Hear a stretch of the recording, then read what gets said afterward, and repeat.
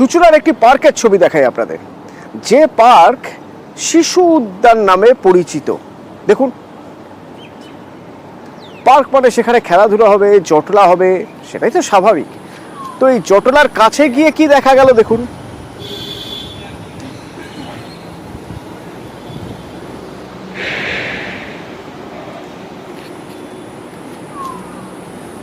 আসলে এই পার্কে অন্ধকার বারে নেশা চড়ে, মদ আর গাঁজার আসর বসে এই পার্কে।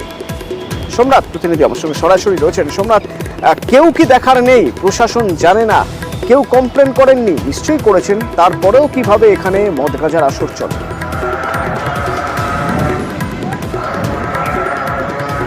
দেখো অতনুদা, তোমাকে প্রথমেই দেখাবো, এটা হচ্ছে হাজী মোহাম্মদ মহসিনের সমাধি। আজ ওনার আজকে জন্মদিন, আজ জন্মবার্ষিকী। এই আজকের দিনেই এখানে লোকজন আসে। বাকি তোমাকে দেখাবো যে এই যে পার্ক ভগ্নদশা হয়ে রয়েছে, লাইট জ্বলে না। তারপরে এখানে সন্ধ্যেবেলা হলে বাইরের লোকেদের, বাইরের যারা আছে, বাইরের মানুষের স্থানীয় বাসিন্দারা বলছে বাইরের থেকে মানুষেরা, দুষ্কৃতীরা আসছে এবং বিভিন্ন এখানে নেশা, মদ গাঁজা নেশার একটা পরিবেশ তৈরি হয়েছে। এই পরিবেশে এখানকার স্থানীয় বাসিন্দারা অনেকবার জানিয়েছে যে এই যে শিশু উদ্যান, এই বাচ্চাদের জন্য যে পার্কটি করা হয়েছিল, এই পার্কটা যাতে বাচ্চাদের যে চলার মতো, বাচ্চাদেরা যারা এসে খেলাধুলা করবে বা আশেপাশে যারা বাচ্চারা আছে তারা আসবে, এসে এখানে বসবে বা খেলাধুলা করবে, সেই পার্কের মতো যোগ্য হয়ে ওঠা দরকার ছিল। কিন্তু এখানে নেশার একটা পরিবেশ তৈরি হয়ে গেছে। সন্ধে হলে এখানে অন্ধকার, ঘুটঘুটে অন্ধকার, একটা মানে এমন একটা পরিস্থিতি তৈরি হচ্ছে যে স্থানীয় বাসিন্দারা বারবার জানানোর পরও তারা বলছে যে এই যে নেশা মুক্ত, এই যে জায়গাটা, নেশার একটা পরিবেশ তৈরি হচ্ছে রোজ সন্ধে হলেই, এটা বন্ধ হওয়া দরকার। অতনুদা, ধন্যবাদ।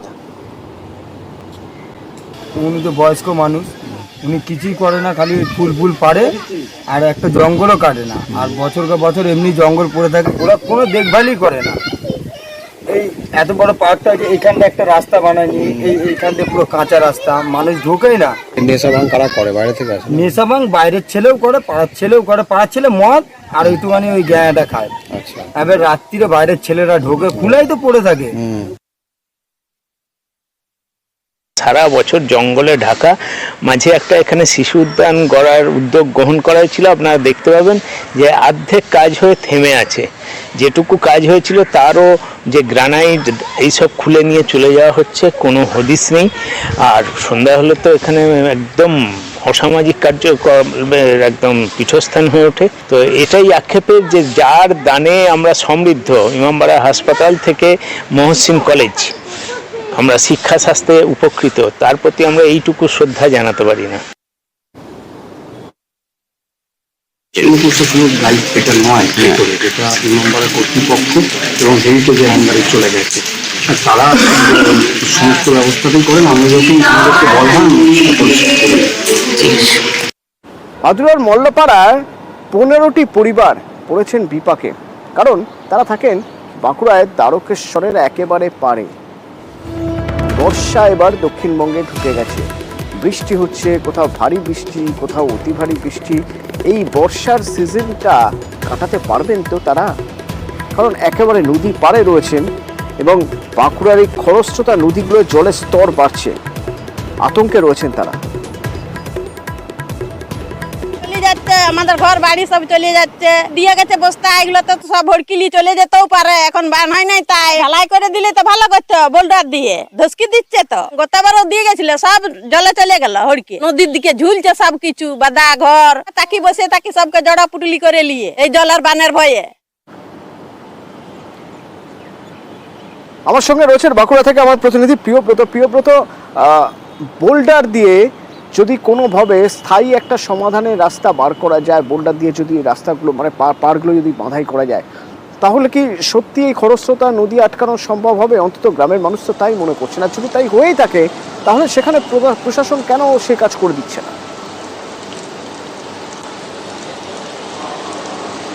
একেবারে এই প্রশ্নটাই গ্রামের মানুষ করছেন যে বারে বারে এই এলাকায় বন্যা হচ্ছে, দ্বারকেশ্বর নদী খরস্রোতা হলেও যখন বন্যা আসে তখন কিন্তু দুকুল ছাপিয়ে প্লাবন হয় এবং এই যে ঘরবাড়িগুলো তুমি দেখছো সেই ঘরবাড়িগুলো কিন্তু এবারে আশঙ্কা রয়েছে যে কোনো সময়তে নদীর গর্ভে চলে যেতে পারে। গত বছর যে বন্যা হয়েছিল সেখানেও তার পাড় ভেঙেছে এবং যে নদীগর্ভ সেই নদীগর্ভে তলিয়ে গেছে চাষের জমি সহ গাছপালা। এবার এই 15টি পরিবার তারা আশঙ্কা করছে যে কোনো মুহূর্তে এই খরস্রোতা দ্বারকেশ্বর নদীর গর্ভে চলে যেতে পারে। এই 15টি পরিবারকে সেই আশঙ্কাতে তারা কিন্তু দিন গুনছে বলা চলে এবং এই যে বর্ষা শুরু হয়েছে নদীর জল আস্তে আস্তে বাড়তে শুরু করেছে, দ্বারকেশ্বর নদীর গর্ভে যে কোনো মুহূর্তে চলে যেতে পারে। কিন্তু প্রশাসনিক নজরদারি প্রশাসনকে বারবার ধরে জানানোর পরও যেভাবে বালির বান দেওয়া, বালির বস্তা দেওয়া, সেই বালির বস্তা দিয়ে তারা দায় সেরেছেন। তারা দাবি করছেন দীর্ঘমেয়াদী একটা পরিকল্পনা রয়েছে, কিন্তু দীর্ঘমেয়াদী পরিকল্পনা করতে করতে এই যে 15টি পরিবার, সেই 15টি পরিবার যদি নিশ্চিহ্ন হয়ে যায় এমনটাই কিন্তু আশঙ্কা রয়েছে এই এলাকাবাসীর। এবং সেখানেই প্রশ্ন উঠছে কেন বারে বারে পোস্ট করা হলো, জানানো হলো, তারপরও কেন এই ধরনের পরিকল্পনা করা হয়নি, দীর্ঘমেয়াদী পরিকল্পনা কেন বন্দোবস্ত করা হলো না, সেটা নিয়েই প্রশ্ন চিহ্ন উঠছে এই মুহূর্তে। ধন্যবাদ প্রিয়ব্রত। হয়নি, এই কিছুদিন বৃষ্টিটা একটু পরিমাণ বাড়লো। তার আগে একটা প্রস্তুতি দপ্তর নিয়েছেন, তারা বালি বস্তা প্যাকিং করে যাতে ধস না নেমে যায় বা পাড়গুলো যাতে বাঁধানো যায় তার একটা ইরিগেশন দপ্তর নিয়েছেন। হঠাৎ করে বৃষ্টিটা আসার ফলে এটা একটা সমস্যা হয়েছে। আমরা কথা বলছি দপ্তরের সাথে, নদীও বাঁচাতে হবে, মানুষকে বাঁচাতে হবে, যত শীঘ্র সম্ভব আমরা যাতে কিছু ব্যবস্থা নিতে পারি আমরাও নজর রাখছি। সুন্দরবনের হিঙ্গলগঞ্জে একেবারে দিনে দুপুরে কোনো লুকিয়ে চুরিয়ে ব্যাপার নয়, একদম সবার সামনে আর্থ মুভার নিয়ে এসে মাটি ফেলে পুকুর ভরাট হচ্ছে। কে ভরাট করছেন? না, পুকুর ভরাট করছেন শেখর মণ্ডল নামে এক ব্যক্তি, স্থানীয়। তার স্ত্রী, তার সঙ্গে আমরা যোগাযোগ করি, তিনিও মেনে নিচ্ছেন হ্যাঁ পুকুর ভরাট করা হচ্ছে। আর কি বলছেন তিনি শুনুন। পুকুর ভরাট করা তো বেআইনি, আপনারা ভরাট করছেন কেন? ভরাট করছে না, এখানটা এই মায়ের মন্দিরের পুজো হয়, এই সেই পুজোগুলোকে এইটুকু জায়গা ভরাট, ওদিকে ভরাট হচ্ছে না তো। এই তো দেখছি তো পুরো, এই তো মাটির তো পুরো একদম পুকুরের মধ্যে ফেলছে জেসিবি দিয়ে, দেখা যায় এগুলো ফেলছে, এগুলো ফেলাই ছিল, ওখান দিয়ে মাটিগুলো তুলে একটা লেভেল করছে আর কি। ও পুকুরটা পুকুরে থাকবে, এবার ওখান দিয়ে মাটি নিয়ে লেভেল করছে। এখানটা মেলা হয়, বড় মায়ের পূজা হয়, মায়ের তার জন্য অনেক বাচ্চা আছে, এই জন্য এখানে এইখানটা একটু লেভেল করা হচ্ছে, মাটিগুলো বন্ধ করা হচ্ছে। আমার সহকর্মী অনুপম আমার সঙ্গে সরাসরি রয়েছেন। অনুপম, বেআইনি কাজ করছেন, এদিকে ভগবানের দোহাই দিচ্ছেন।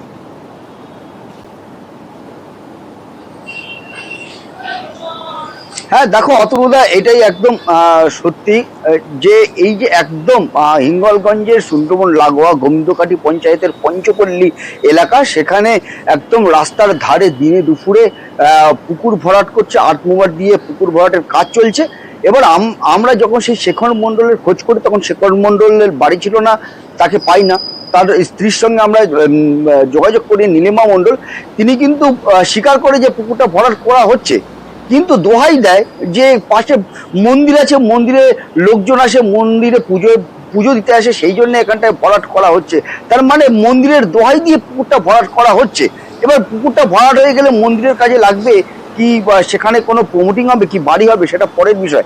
যদিও এই বিষয় আমরা হিঙ্গলগঞ্জ পঞ্চায়েত সমিতির যে সভাপতি শহীদুল্লাহ গাজী, তার সঙ্গে আমরা যোগাযোগ করেছিলাম। তিনি যেটা জানিয়েছে যে কোনো রকম বেআইনি কাজ করা চলবে না, একদম মুখ্যমন্ত্রীর নির্দেশ আছে এবং তিনি বিএলআরও কে সঙ্গে নিয়ে দেখা যাক তাহলে পঞ্চায়েত সমিতি কি পদক্ষেপ করে, আমাদের নজর থাকবে। অনুপম, সরকারি নিয়ম অনুযায়ী তো এখন পুকুর খনন বন্ধ করা হয়েছে। আমরা যেখানে অনেক জায়গায় করেছি, আমরা বিএলআর মাধ্যম দিয়ে আমরা এগুলো বন্ধ করছি। এই ঘটনাটা আমাদের জানা নেই, যদি যেহেতু আপনারা দেখাচ্ছি শুনলাম, নিশ্চয়ই এই ধরনের যদি ঘটনা ঘটে থাকে আমাদের বিএলআর সাহেবের সঙ্গে আমাদের পুরসভার মিটিং আছে, আমাদের স্টেশনে মিটিং আছে, আমরাও কিন্তু আগে বলে এগুলো ঘটতে গেলে অ্যাকশন নিয়ে জানাবো।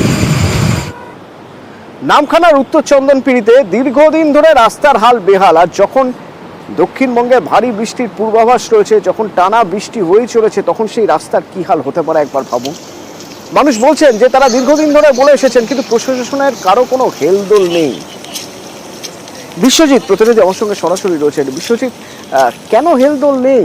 এই রাস্তাটা তো অত্যন্ত গুরুত্বপূর্ণ এবং অত্যন্ত প্রয়োজনীয় একটি রাস্তা।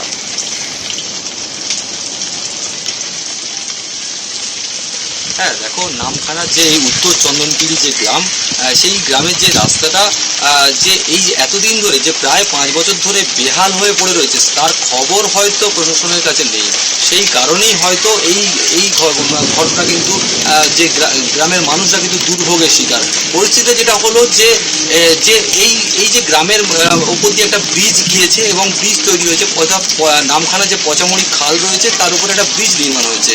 এই রাস্তাটা কিন্তু একটা সময় ইটের রাস্তা ছিল এবং এই যে ব্রিজ নির্মাণ হওয়ার পর এই রাস্তাটাকে ইট তুলে নেওয়া হয়। অর্থাৎ তারপর যেটা দেখা গেল, গ্রামবাসীদের অভিযোগ, তারপরে কোনোভাবে কিন্তু ইট আবার নতুন করে দেওয়া হয়নি এবং সেই কারণে প্রায় 5 বছর ধরে একইভাবে এই দুর্ভোগ কিন্তু তারা নিয়ে আসছে। এই মুহূর্তে বর্ষাকাল, তুমি এটা বলছিলে, চরম ভোগান্তির মধ্যে পড়তে হয়। রাত্রেবেলা যদি কেউ অসুস্থ হয়ে পড়ে তাকে কাঁধে করে নিয়ে হাসপাতালে যেতে হয়। শুধু তাই নয়, যে গ্রামের যে প্রায় 200টির মতো পরিবার রয়েছে তাদের যে ছেলেপুলেরা রয়েছে, তারা যে পড়াশোনা করতে যায় বিভিন্ন যে স্কুল রয়েছে, সেখানে কিন্তু এই বর্ষাকালে কিন্তু তারা নাজেহাল পরিস্থিতি তৈরি হয়। এই বিষয়ে কিন্তু বিভিন্ন জায়গায় মৌখিকভাবে জানানো হয়েছে এবং লিখিতভাবে গ্রামবাসীর তরফ থেকে কিন্তু জানানো হয়েছে, তবে এখনো পর্যন্ত কোনো কাজ হয়নি। তবে যদিও প্রশাসনের পক্ষ থেকে কিন্তু একটা আশ্বাস দেওয়া হয়েছে, বিষয়টা তাদের নজরে ছিল না, বিষয়টা নজরে এসছে, তড়িঘড়ি এই রাস্তার কাজ হবে এমনটাই কিন্তু জানানো হয়েছে। অতনু, ধন্যবাদ বিশ্বজিৎ। এই ব্রিজের নিচে আগে রাস্তা ছিল, আমাদের ইটের রাস্তা ছিল, মোটামুটি ব্যবহার করা যেত। তবে ব্রিজ হওয়ার পরে এই রাস্তাটা ভেঙে নষ্ট করে দিয়েছে। সামনে হাই স্কুল রয়েছে, এখানে একটা প্রাইমারি স্কুল আছে, ICDS আছে, এগুলো বহুত ছেলে নিয়ে যাতায়াত করে। অসুস্থ হয়ে পড়লে একমাত্র কাঁধে করে তুলতে হবে, ব্যবহারযোগ্য করার মতো আপাতত হয়ে যাক। এটা কতদিন থেকে এরকম হয়ে রয়েছে? 5-7 বছর। কতটা সমস্যা হয় আপনাদের? সমস্যা তো হবে, প্রচন্ড সমস্যা। এটা তো একটা সময় ইটের ছিল। হ্যাঁ, আগে ইটের ছিল। মাটির হলো কি করে? কি ওই কেটে রাস্তা তৈরি করছে এই ব্রিজটা করার পর। হ্যাঁ হ্যাঁ, 150-200 ফ্যামিলির যাতায়াতের মানে মেন যেটা রাস্তা, আমাদের কানেক্টিভিটি, এটাই হচ্ছে আমাদের ব্রিজের নিচ থেকে ওঠার রাস্তা, মেন রাস্তা। ব্রিজটা হয়ে যাওয়ার পরে আমাদের অনেক আশা ভরসা দিয়েছিল এদিক থেকে ভালো রাস্তা হয়ে যাবে, কিন্তু আমরা সুবিধার থেকে অসুবিধাটা বেশি অনুভব করছি। আমরা অনেকবার বলেছি মৌখিকভাবে যে আমাদের এই রাস্তাটা একটু দেখুন, বলছে আচ্ছা ঠিক আছে আমরা দেখছি, ঠিক আছে বলে আজকের 4-5 বছর ব্রিজ হয়ে গেল, কিন্তু রাস্তাটা আর হলো না। যে কোনোভাবে আমাদের যেন চলার মতো হয়ে যায়, একদম খুব ভালো হবে এরকম দরকার নেই, মোটামুটি চলার যাতায়াতের হয়ে যায় যেন। ব্রিজের তলা দিয়ে যে রাস্তাটা গেছে, আমি আমার কাছে খবর নাই, আপনি বললেন আমি খোঁজ নিয়ে দেখছি, যদি 100-150 মিটার থাকে আমরা পঞ্চায়েত সমিতির মাধ্যমে করে দেবো। হাড়োয়ার একটি স্বাস্থ্যকেন্দ্র, সপ্তাহে 3 দিন ডাক্তার আসে, বাকি দিন ডাক্তারের দেখা আপনি পাবেন না। তাহলে বাকি দিন চিকিৎসা পরিষেবা কিভাবে দেওয়া হয়? কেন? গ্রুপ ডি কর্মীরা আছে, গ্রুপ ডি কর্মীদের ভরসায় চলে। অর্থাৎ কোন ওষুধ খাবেন, কোন ওষুধ কমানো হবে, কোন ওষুধ বাড়ানো হবে, এরপরে কিভাবে চিকিৎসা পদ্ধতি হবে, কোন টেস্ট করাতে হবে কিনা, হাসপাতালে রেফার করাতে হবে কিনা, এই সব সিদ্ধান্ত তাহলে গ্রুপ ডি কর্মীরাই নেন। কি বলছেন ওরা? দিদিমণি আছেন হোমিওপ্যাথি বা অ্যালোপ্যাথি স্যারও আসেন, তো চিকিৎসা খুব ভালোই করেন। আমরা চাইছি ফার্স্ট এড চিকিৎসা মানে কিছু হলে খুব ভালোই হয়। যেমন গ্রামের ভিতরে ধরুন মাথা ফেটে গেল, হঠাৎ করে পা কেটে গেল, ধরুন 10টা থেকে 12টা 1টা পর্যন্ত এনারা আছেন, তারপর হসপিটাল পুরো বন্ধ। যখন এই প্রথম এইগুলো হয়, আমরা তখন ছোটই ছিলাম, তখন ভেবেছিলাম যে একটা ভালো পরিষেবা দেওয়া হবে, কিন্তু ধীরে ধীরে কি কারণে যেটা হয়ে গেল আমরা বুঝতে পারছি না। আর এই যে পরিষ্কার পরিচ্ছন্নতার ব্যাপারে এখানকার বলবো উদাসীনতা এই হাসপাতালের প্রতি। গ্যাসের ওষুধ দিতে এসেছিল। আপনাকে এখানে পেশাব দেখলো? হ্যাঁ, পেশাব দেখে দেখলো পেশাব? ওই যে কি ওই ভদ্রলোক আমি চিনি না, তো ডাক্তার একদম দেখে। ডাক্তার দেখলো? হ্যাঁ। না ডিগোবর স্টাফ? ওটা ওই সেই ডিগো এসরা নাকি ওই ডিগোবর স্টাফ পেশাব দেখলো? আর প্রেসক্রিপশন কে লিখলো, ওষুধ কে লিখলো? মেশিনে যে খোলামের যে ডাক্তারবাবু আছে উনি লিখে। তারপরে মানে আপনাকে ওষুধ দিল কে? ওষুধ দিয়েছে এই সঞ্জয়, সঞ্জয় কে? ওই সঞ্জয় ঢালেই গ্রামের বাড়ি, আমাদের গ্রামে। ও ডিগোবর স্টাফ?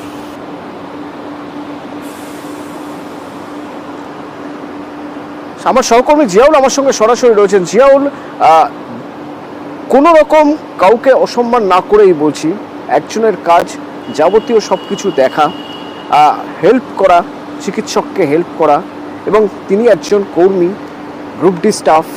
আরেকজন যিনি ডাক্তার, যিনি অনেকগুলো বছর ধরে চিকিৎসা শাস্ত্র নিয়ে পড়েছেন, কোন রোগের কি ট্রিটমেন্ট হয় সেটা তিনি জানেন, সেই অনুযায়ী পরবর্তী পদক্ষেপ কি হবে সেটা দেখার কাজ করেন তিনি, সে অনুযায়ী রোগী রেফার করেন। এই দুজন তো এক হতে পারেন না, আর সেই জন্য ডাক্তারের জায়গা কখনো গ্রুপ ডি নিতে পারেন না। তো এই স্বাস্থ্যকেন্দ্রে 3 দিন ডাক্তারবাবু থাকেন, বাকি 3 দিন গ্রুপ ডিরাই তো ডাক্তারবাবু হয়ে কাজ চালিয়ে দিচ্ছেন, কিভাবে? একদম দেখো, এই ধরনেরই অভিযোগ এলাকার মানুষের, কিন্তু বাইরে থেকে মনে হবে তোমাকে একটু হাসপাতাল অর্থাৎ এই যে স্বাস্থ্যকেন্দ্র রয়েছে মিনাখার ব্রাহ্মণচকে স্বাস্থ্যকেন্দ্র, এটি মূলত সামনে থেকে দেখলে মনে হবে খুব ঝা চকচকে রংচং করা, তাহলে ডাক্তারও ভালো থাকবে। কিন্তু বাইরে থেকেই শুধু শুধু ঝা চকচকে রংচং করা, কিন্তু ভিতরে দেখা যাচ্ছে তেমন কিছুই নেই। অর্থাৎ এখানে মাত্র একজন ডাক্তার আসে, তাও সপ্তাহে 3 দিন, তার সময় হচ্ছে 11টা থেকে 2টো পর্যন্ত, এবং বাকি সময়টা সকালে বিকালে এবং যে বাকি 4 দিন রয়েছে সপ্তাহে, সেগুলো একেবারে গ্রুপ ডি কর্মীরাই সেই ডাক্তারের চেয়ারে বসে রোগী পেশেন্ট দেখছেন। এবং কখনো হয়তো কোনো মানুষের হয়তো যেহেতু এলাকায় পুরোটাই হচ্ছে জমি এলাকা, ফলে প্রচুর মানুষের সাপে পোকামাকড়ে কামড়ায়, তখন তারাও ছুটে যায় হাসপাতালে, কিন্তু তখন তাদের চিকিৎসা করায় এই গ্রুপ ডি কর্মী। তাদের নিরুপায়, তারা কোনো সেখান থেকে মিনাখা বা হাড়োয়া হাসপাতালে যেতে গেলে প্রায় ঘন্টাখানিক সময় লাগে, ফলে তারা বাধ্য হয়ে এই ব্রাহ্মণচক হাসপাতালের উপরে নির্ভরশীল। কিন্তু বাইরে থেকে ঝা চকচকে সবাই জেনে ডাক্তার থাকে, কিন্তু ভিতরে গিয়ে দেখা যাচ্ছে হাসপাতালের ভিতরে গিয়ে দেখা যাচ্ছে ডাক্তারের চেয়ারে বসে রয়েছেন একজন গ্রুপ ডি স্টাফ। তিনিই ধন্বন্তরী, তিনিই শেষ কথা, তিনিই সিদ্ধান্ত নেবেন কিভাবে চিকিৎসা হবে, রোগী কোন ওষুধ খাবেন। কেন না ডাক্তার 3 দিন আসেন। কেন 3 দিন আসেন না, বিএমওএইচের সঙ্গে যখন যোগাযোগ হলো তখন তিনি বলছেন হ্যাঁ ডাক্তারের সমস্যা একটা আছে, ডাক্তার কম, সেই জন্যই 3 দিন ডাক্তার আসে। ডাক্তারবাবু ওখানে প্রতিদিনই আসেন, কোনোদিন হয়তো ডাক্তারবাবু হয়তো একটু লেট হয়ে যেতে পারে, আর ওটা তো নন বেডেড পিএসসি, মানে ওখানে শুধু ওপিডি চলে। বর্ষাকালে জঙ্গল বাড়ছে, আমরা বারবারই পরিষ্কার করাচ্ছি, পঞ্চায়েতে ভিভিডি টিমের সাথে কথা বলেছি, আর আমরা চেষ্টা করছি ওখানে আরো ভালো পরিষেবা দেওয়ার জন্য। এবং একজন গ্রুপ ডি কর্মী নাকি ওখানে পেশেন্ট দেখছে, এরকম একটা অভিযোগ উঠছে। না না, ওটা ভুল কথা, হয়তো উনি ওষুধ দিয়েছেন, হয়তো সেটা হতে পারে। আমাদের ওখানে অ্যাকচুয়ালি ফার্মাসিস্ট নেই, উনি মানে মারা গিয়েছেন, সেই হিসাবে হয়তো ওষুধ দিলেও দিতে পারেন, হয়তো ডাক্তারবাবু যেটা প্রেসক্রিপশন দিয়েছেন সেটা সেই অনুযায়ী হয়তো ওষুধ দিয়েছেন উনি, সেটাও হতে পারে। মাঠের ধান মাঠে রয়েছে, কিন্তু শুকিয়ে গিয়েছে ধান গাছ। দেখুন একবার মালদার ছবি। শুধু এই জায়গাটুকুই নয়, প্রায় 400 বিঘে জমি ফেটে চৌচির ফুটি ফাটা হয়ে রয়েছে। এই 400 বিঘা জমি মানে কয়েকশো চাষি, কয়েকশো কৃষক, তারা ক্ষতির মুখে পড়েছেন। কিন্তু কেনই বা মাঠে শুকিয়ে যাচ্ছে ধান গাছ, কেনই বা এরকম ফুটি ফাটা চেহারা চাষের মাঠের? তার কারণ 1.5 মাস ধরে টাঙ্গন নদীর জলসেচ প্রকল্প বন্ধ। যে জলসেচ প্রকল্পের উপর বড় ভরসা এই কৃষকদের, চাষ করতে গিয়ে দেখছেন সেই জল প্রকল্প বন্ধ। তো এই জলসেচ প্রকল্প বন্ধ কেন? আমার সঙ্গে সেবক রয়েছেন মালদা থেকে, সরাসরি সেবক। 1.5 মাস ধরে জলসেচ প্রকল্পের কাজ বন্ধ কেন?